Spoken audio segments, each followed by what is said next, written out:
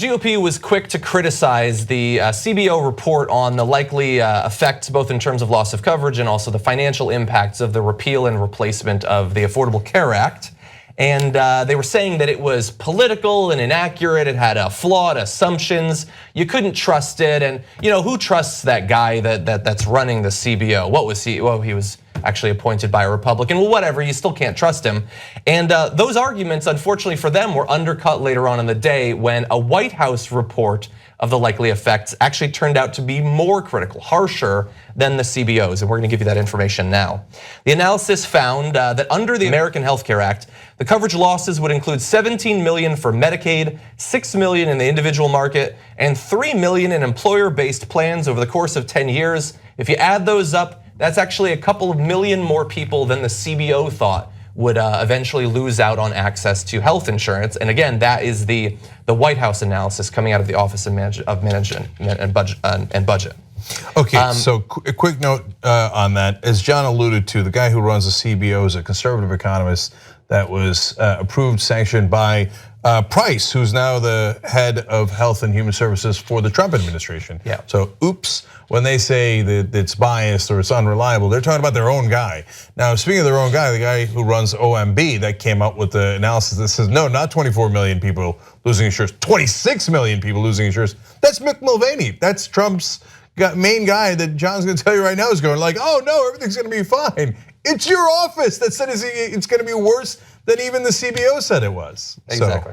Yeah, and one of the reasons that they chose this guy to head it up is that he is a big fan of dynamic scoring, which we've talked about. This idea that when we're trying to figure out the likely economic impacts of a law, you tell us what you think what effect it's going to have on the economy, and we'll factor those in. If you say that a tax cut is going to generate economic activity, even if everything we've seen in the past 50 years tells us opposite, we will pretend that that's going to happen and make the numbers look better for you.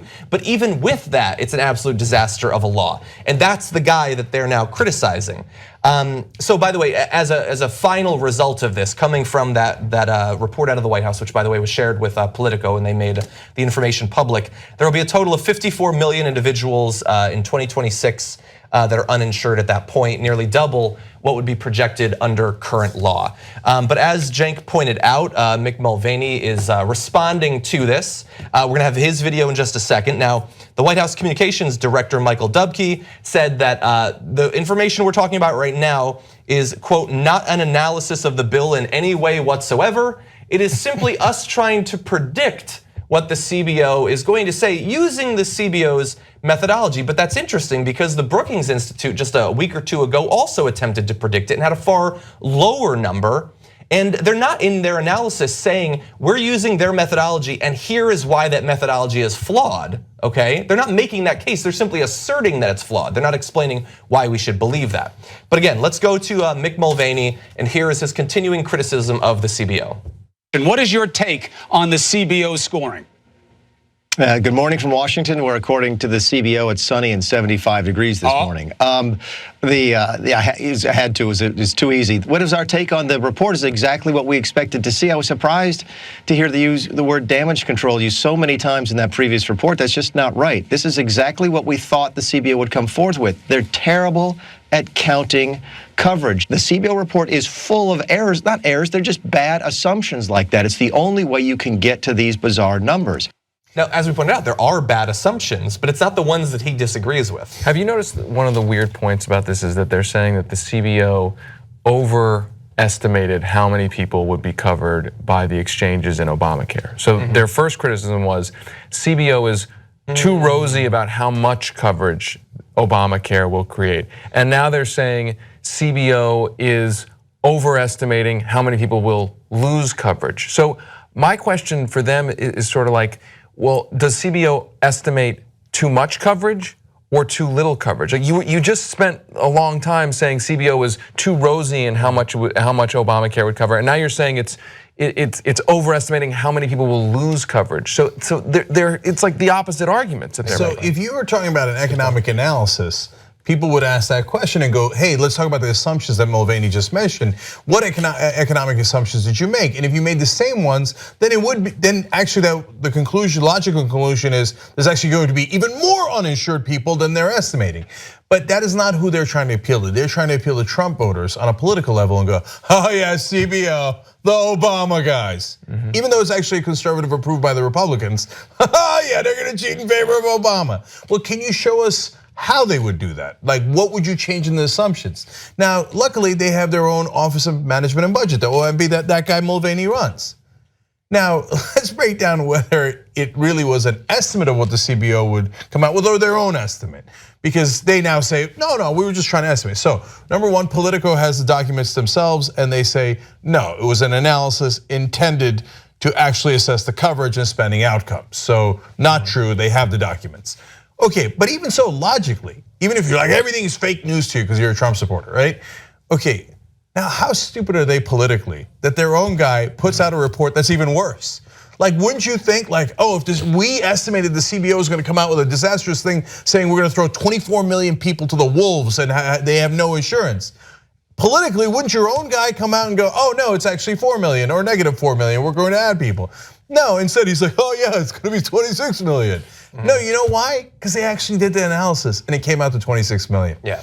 That's why you would never do this politically because it's not advantageous to you. It makes no sense at all. Unless you believe the ridiculous things they say about what this bill is going to do. If you actually believe that it won't have a bad impact, if you're Donald Trump and you think that healthcare is just way more complicated than people thought and I have great ideas, I genuinely believe them, go show me that I'm right, and then lo and behold, it turns out that the numbers are actually far worse for them. That's one possible explanation, but now that stuff is out there, that OMB report is out there, and so Mick Mulvaney is now being asked about it, and here is his attempted evasion. Your own estimate when you were getting ready for the CBO, and it was more than the CBO came up with in terms of how many people would be uninsured. One of the differences between the Office of Management and Budget, which I know fairly well by now, and the CBO, is that we admit we don't know how to count coverage. The OMB does not count coverage. But there is no OMB report that says it's worse than the CBO report. We simply don't have the ability to do that. Does that document exist, and is that what you were doing with it? I don't know if the document exists because I haven't seen it. You are the head of OMB. Do you know whether or not this document exists? Because it is supposedly an OMB document that was reviewed by Politico. Because Sean Spicer is saying it's fake, it's false, it's not real. I don't know if there is an OMB document or not. I have not seen one. I did not ask for one to be done. It's possible it could have been done under the previous administration. I have no idea. How would the previous administration have done an analysis of a plan they didn't know about yet? They did, as a matter of fact. Back in January, I think it was Nancy Pelosi. Oh, you mean in January, not back during the Obama administration. You're saying before you got there. There was a CBO report out in January that scored repeal with no replace. Right. And it showed 20 million of people uncovered and so forth. But no one was offering a repeal with no replace bill at that particular time. It may be that document is the foundation of the document you mentioned. All right. Okay, that was a great follow-up by Chris Cuomo, which doesn't happen often in cable news. And his answer actually makes no sense. I'm impressed that he actually came up with an answer.